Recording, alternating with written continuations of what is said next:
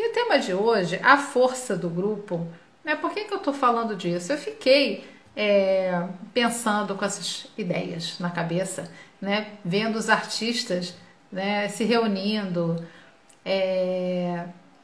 vídeos e documentários em que você vê assim Marcel Duchamp com Mondrian, com Alexander Calder, parece assim num churrasco, num sítio, alguma coisa assim. Então, como essa convivência, né? Como isso foi importante para o desenvolvimento, né, da arte aí, pelo menos a partir aí do século XX. E isso fica muito evidente, né, na arte moderna, esses artistas se reunindo, buscando um caminho, discutindo coisas que faziam sentido para esse grupo, né, defendendo ideias, escrevendo manifestos, desenvolvendo técnicas, fazendo experiências. Então esse grupo, né, e essa troca foi fundamental, né, para uma arte moderna tão rica e tão diversa, né? E aí eu fiquei pensando também, né, numa dos meus devaneios, porque de vez em quando eu tenho os meus devaneios, né? Como seria, né, os terapeutas que usam a expressão artística estarem também, né, reunidos, né, em uma comunidade e num grupo, pessoas interessadas, né, nessa exploração, nesse fortalecimento da arte nas práticas terapêuticas que usam a expressão artística, né? Usam os meios da arte na sua terapia. Então fiquei com essas ideias, né? E eu fiquei pensando também que, de certo modo, essas lives, esse perfil aqui do Instagram e essas coisas que eu tenho me mobilizado para fazer,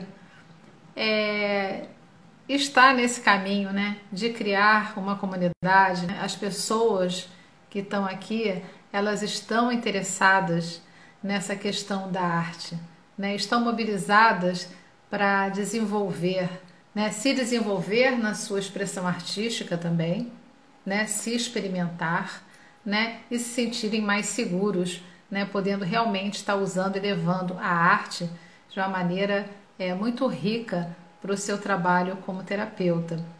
Então eu fiquei um pouco com essa ideia, né, de que, de certa forma, eu estaria fazendo a minha parte, né, nessa história, criando aqui uma comunidade, né, de troca de ideias, né? Eu digo troca de ideias, apesar de eu estar falando sozinha, porque sim, eu quero que vocês comentem, eu quero saber a opinião de vocês, eu não quero que vocês concordem comigo, eu quero que vocês concordem, elogiem, é claro, porque aprendi também a receber bem elogios, mas também assim, ideias novas, não concordo, porque acho que um caminho tem um outro caminho, enfim.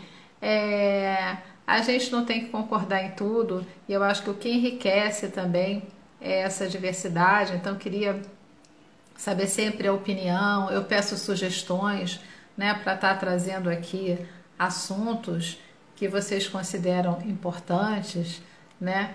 E se em algum momento também alguém quiser entrar aqui para falar, será bem-vindo. Então, nesse sentido, é o modo, né, é o jeito, né, que eu encontrei para ter o grupo, né, para ter a comunidade. Isso é uma coisa muito interessante também, né, porque o ser humano gosta, né, de estar em grupo, né? Ele não se desenvolve sozinho, ele não cresce sozinho, ele não aprende sozinho, né? Então também esse desejo, né, de estar numa comunidade, de fazer parte de uma comunidade. Então acho que esse papo de terça que está chegando aí nos 50, daqui a 2 semanas, é uma conquista, né, desse grupo, de todos nós. Foi algo que começou como uma iniciativa minha, mas ele é algo que acontece porque tem uma equipe trabalhando comigo e existe porque vocês estão aqui, acompanham, comentam, e eu espero que esteja ajudando, né? E eu quero realmente saber, né, a opinião de vocês sobre tudo que está sendo colocado aqui, né, no papo de terça, na live de sexta, enfim, nesse perfil Arte para Terapia. Então, assim, separei aqui algumas reproduções, né? Até porque eu fiquei pensando, e são os artistas, né, que me chamam a atenção, que trabalharam juntos, né?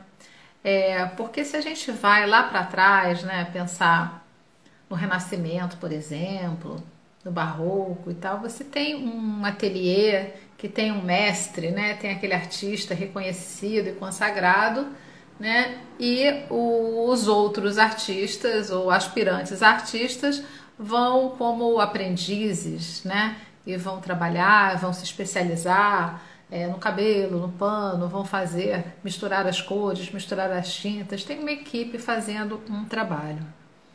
Mas não é uma relação assim de uma construção realmente conjunta, né? Não é uma construção de cada um estar tendo a liberdade e a autonomia de buscar o seu caminho, né? E assinar a própria obra, né? Porque também, se a gente pensar nessas oficinas, né, antigas, quem assina é o mestre, né? Tem uma equipe trabalhando, mas uma pessoa vai assinar a obra. Então, essa autonomia, ela foi uma conquista, né, dos artistas que se reuniram e também nessas reuniões criaram inclusive espaços, né, para expor os seus trabalhos. Então, essa mobilização também teve que transgredir regras de espaços oficiais, né? Então, isso é muito interessante e nós hoje podemos usufruir de tudo que eles descobriram, né, por conta dessas trocas. E dois artistas que trabalharam juntos, né, durante um tempo foi o Georges Braque e o Pablo Picasso, né, no desenvolvimento do cubismo, né? Então, assim, frequentar o mesmo ateliê e estar trabalhando junto, né, estar construindo aquilo junto. Mas o Picasso faz o trabalho dele, o Braque faz o trabalho dele. Mas mesmo assim, essa convivência e essa discussão, dessa busca de um caminho, né, e essas experimentações todas, a gente percebe muitas vezes um trabalho muito semelhante. Um trabalho em algum momento, né, os dois artistas parece que se tornam um. Né? E é muito interessante perceber, por exemplo, quando eu pego as reproduções, eu tenho que ler a legenda, porque às vezes eu acho que é Picasso e é Braque, às vezes eu acho que é Braque e é Picasso. Então, só para a gente ter assim uma ideia, né? E muitas vezes assim tem um trabalho dentro do ateliê e muitas vezes também vão a algum lugar, né? Vão para a rua trabalhar e vão pintar as mesmas paisagens. Então, isso também é bem interessante.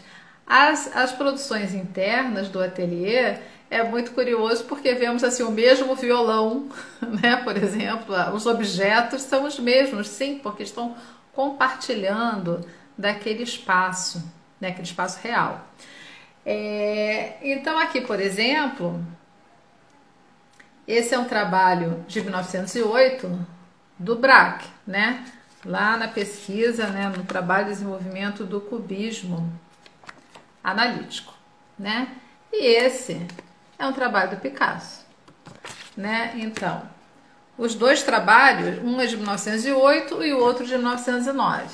Então, assim, desde a paleta, né, ser muito semelhante, o resultado é muito semelhante, né? Então, eu tenho que ficar lendo, né? Eu tenho que olhar, não, esse aqui é o Braque, esse aqui é o Picasso. Aqui um outro trabalho de Picasso, de 1908, do mesmo ano, né, no mesmo momento da pesquisa.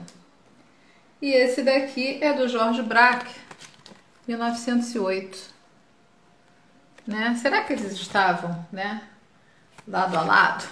Não sei dizer. Mas olha como é parecido. Né? E aí,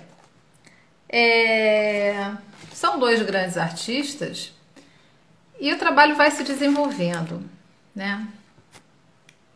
Aqui, por exemplo, no cubismo analítico, né, ele vai se desenvolvendo e os dois artistas convivem no mesmo ateliê e trabalham juntos, estão desenvolvendo, né, essa nova estética, esse novo modo de representação, essa nova perspectiva, né, diante de um objeto, diante de uma paisagem, diante de uma pessoa.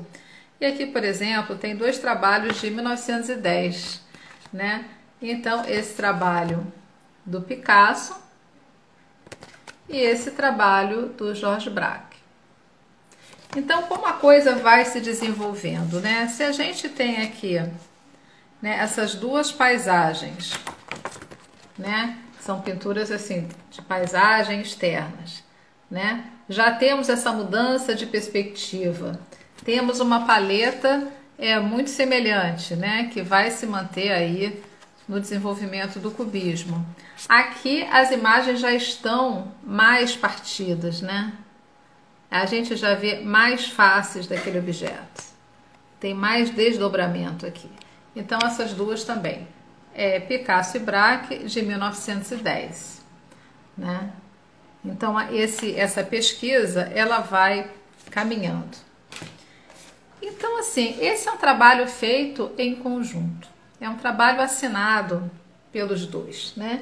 E também não ficam só os dois. Muitos artistas vão experimentar o cubismo, né? Um artista muito importante também que vai se reunir à dupla depois é o Juan Gris.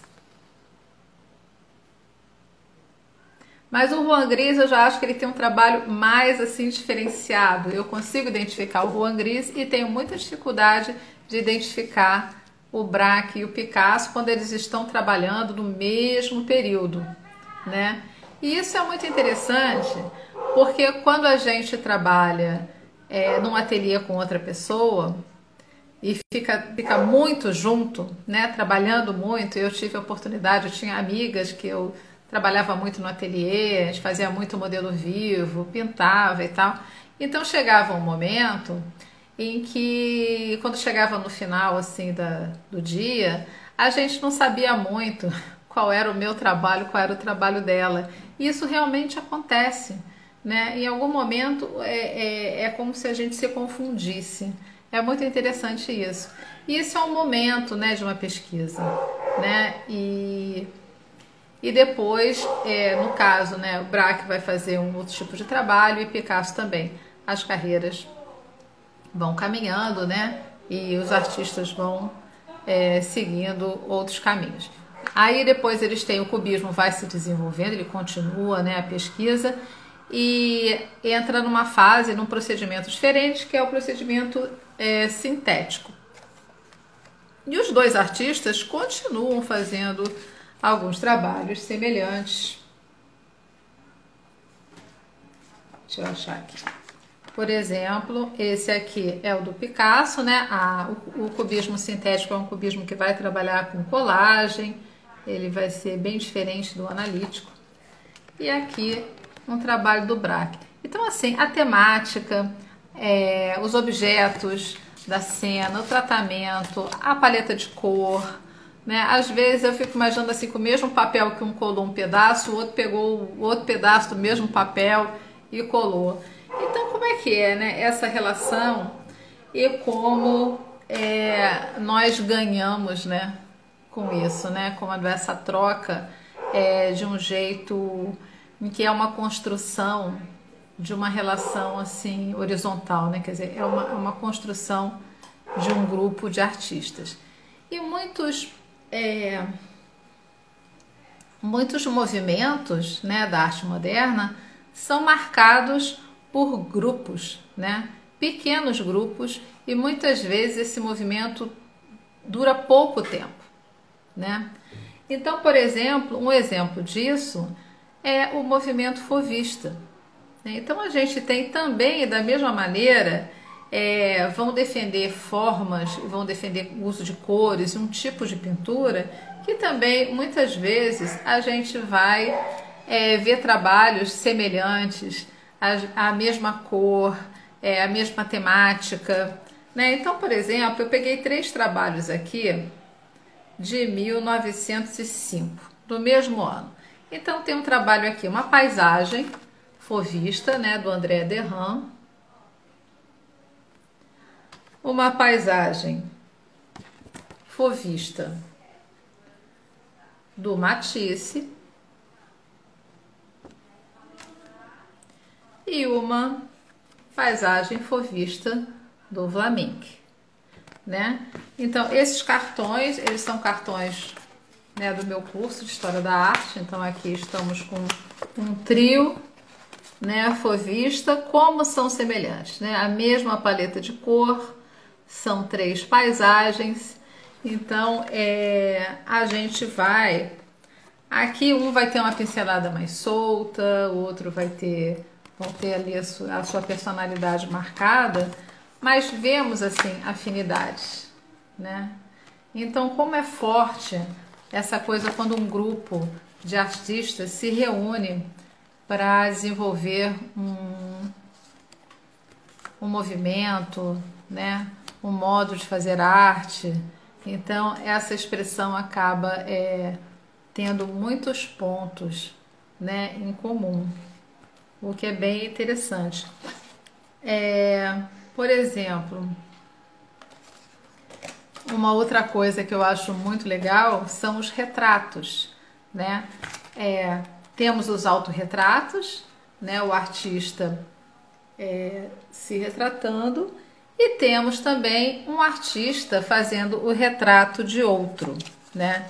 Então aqui, por exemplo, a gente tem o Vlaminck, né, pintado por André Derain, se não me engano. Sim, André Derain.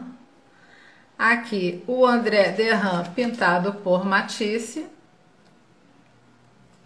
O retrato de Derain pintado por Vlaminck. E o retrato de Matisse por André Derain. Né? O que é bem interessante. Lembrando que o André Derain é um artista que tem o ateliê que vai ser esse lugar de encontro, né? Esse lugar de difusão do fovismo. Então tem essa coisa dos ateliês, dos encontros e dessas trocas. Falando de retrato, também temos retratos com discórdias, né? Que é a história, por exemplo, Van Gogh, ele tinha um desejo, né, um sonho de ter uma comunidade de artistas, né, de ter um lugar onde os artistas pesquisassem, trabalhassem juntos, né, e ele não consegue realizar esse sonho.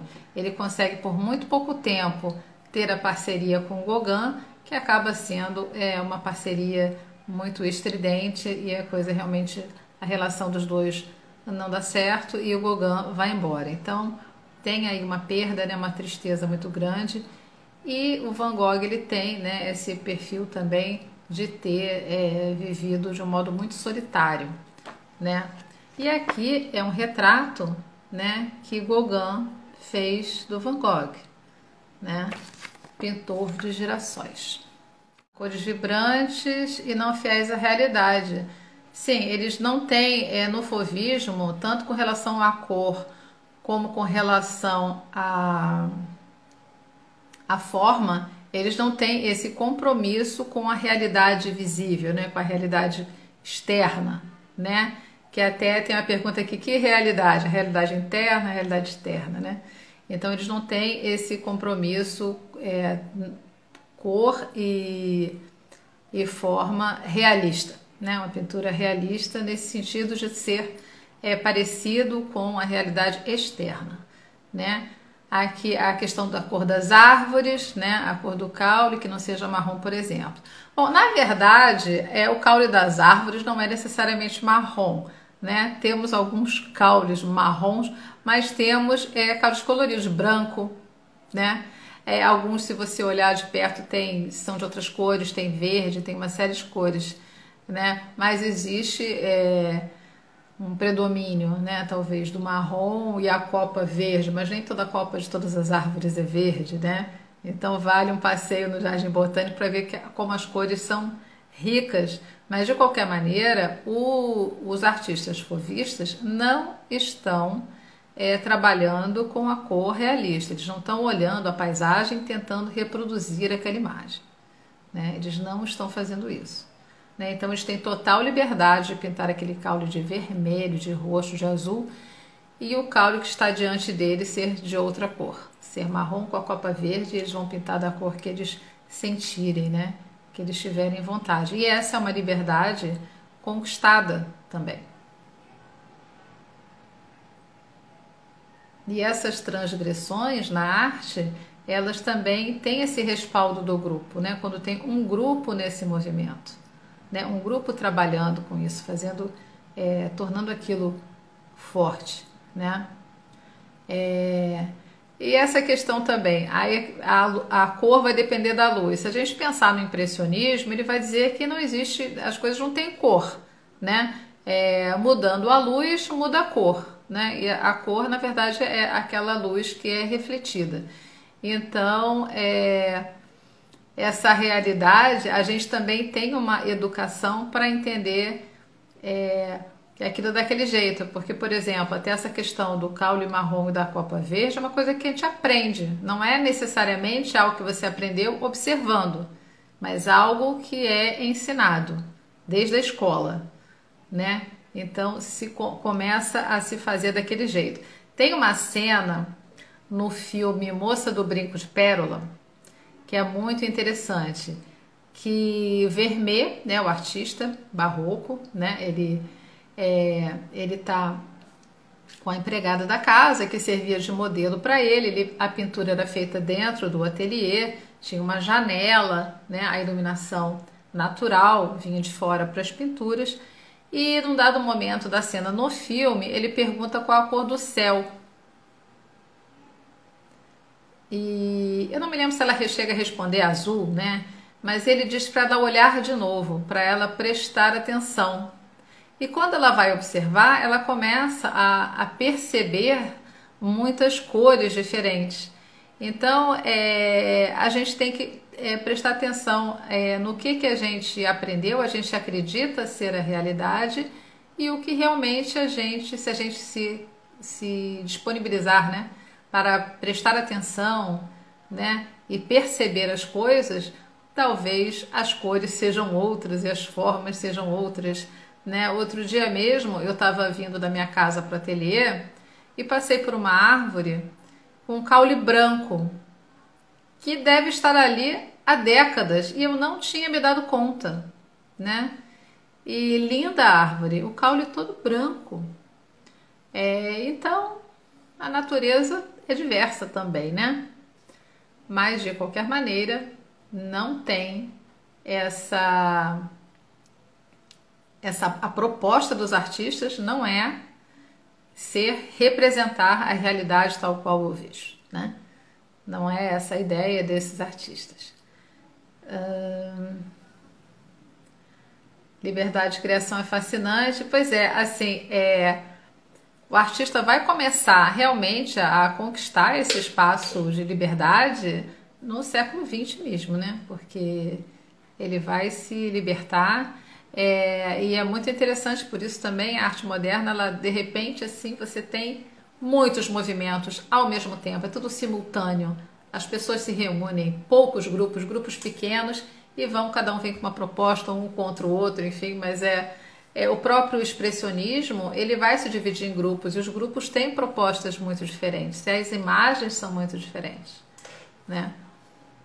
E isso é muito rico, né? E faz com que a gente tenha, né, uma vasta, né, diversidade de expressões, de paletas de cores, de distorções da forma e de propostas muito diferentes.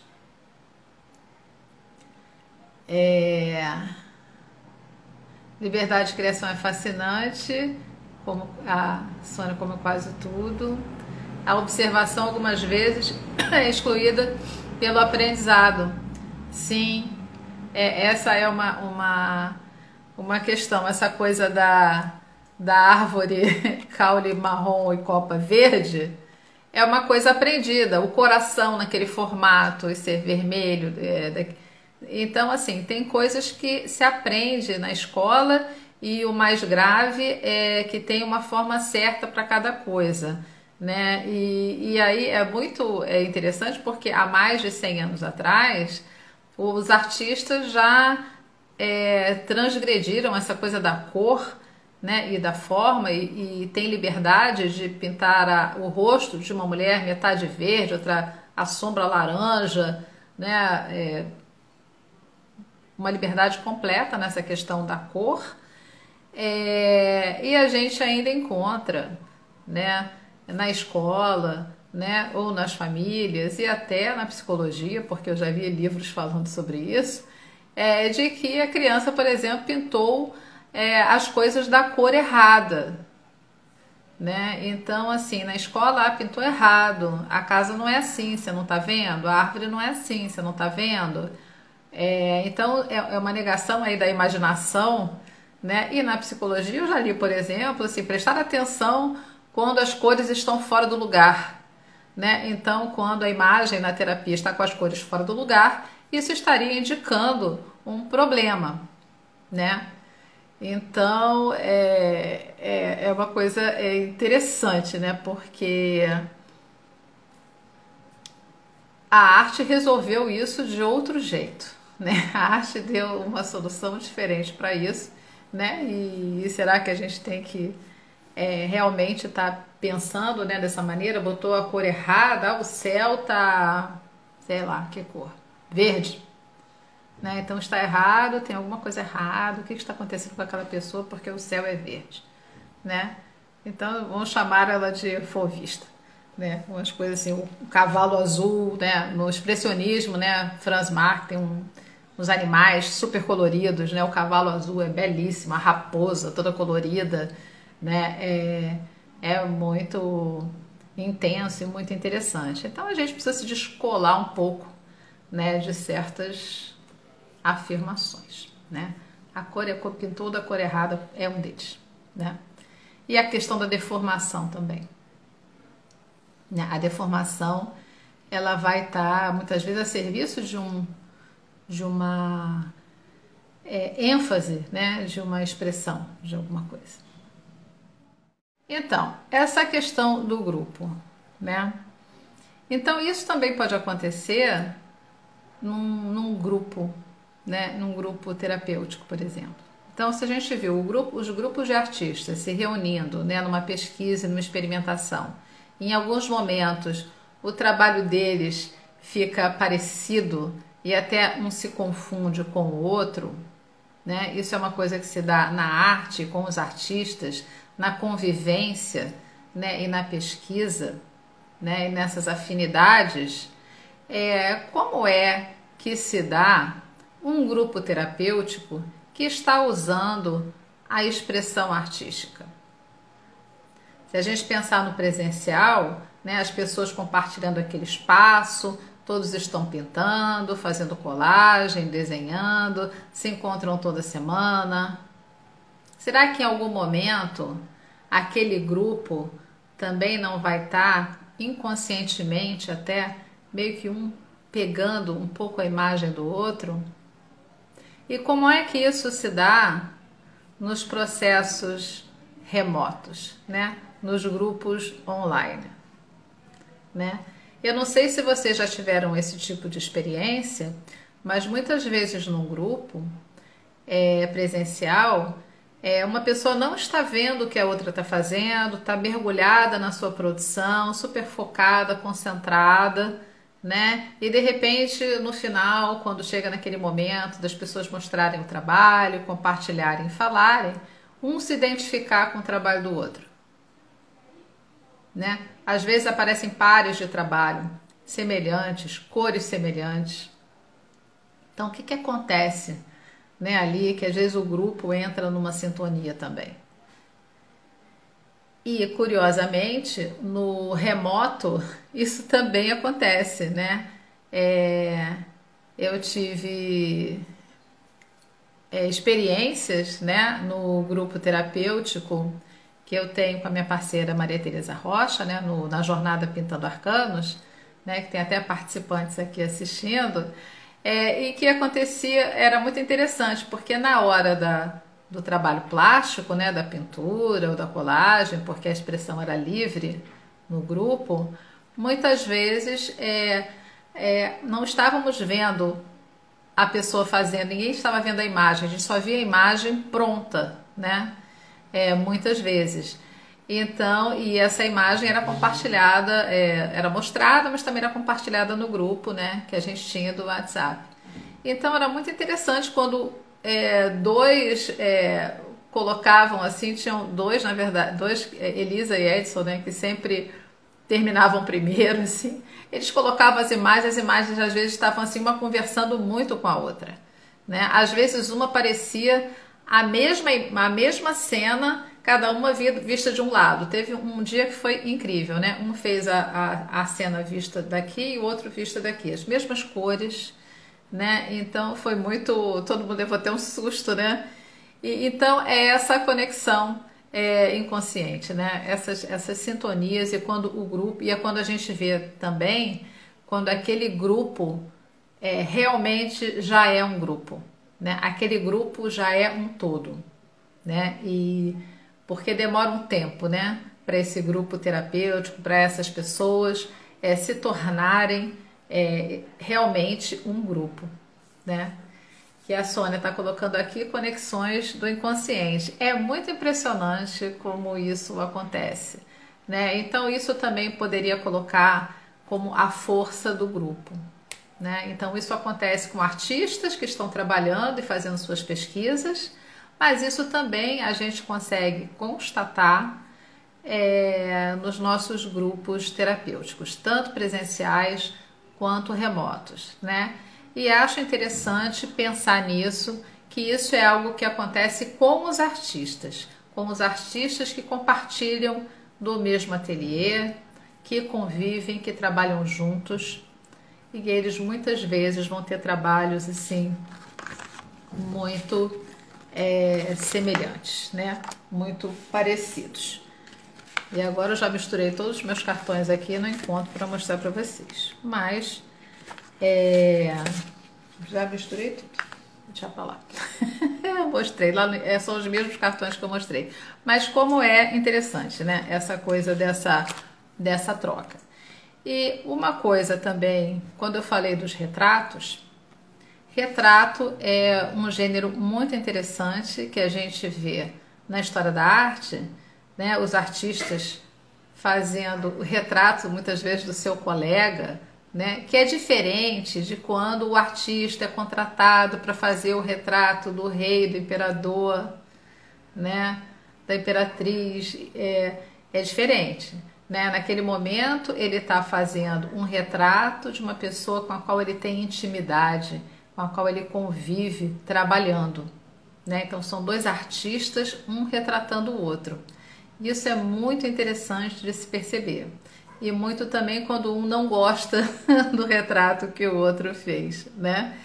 E isso também, num trabalho terapêutico, é interessante, né? Se propor trabalhos assim de um desenhar o outro, né? Tem esse momento de observar, olhar, né? Esse retrato não precisa ser realista, né? Ele pode ser feito com muita liberdade, pode ser feito com técnicas muito diferentes, né? Como é que você vê aquela outra pessoa? E isso pode ser uma dinâmica bem interessante, né, para as pessoas se olharem, né, prestarem atenção e transformarem isso numa imagem, né? E aí depois tem essa troca, né? Porque da mesma maneira que eu estou fazendo, né, o retrato do outro, o outro está fazendo de mim. Então como é que eu me relaciono? Como é que eu vejo o outro? Como é que eu sou vista? Eu concordo? Eu me reconheço na imagem que o outro fez de mim? Eu quero que o outro goste da imagem que eu fiz dele? Então tem muitas situações que vão aparecendo, né, nesse trabalho que implica aí numa convivência, né, num grupo, né? Isso eu acho muito legal. Senão a gente vai ficando por aqui. Espero que tenha aí colaborado, né, para pensar nessa questão da força do grupo. E volto a fazer aí esse convite, né? Que tal os terapeutas que usam a expressão artística se reunirem numa comunidade, né, num grupo, para estar tratando, estudando arte juntos, né? Por quê? Porque é estudar arte com um objetivo comum, né? É uma pesquisa comum. Um beijo para vocês, boa noite.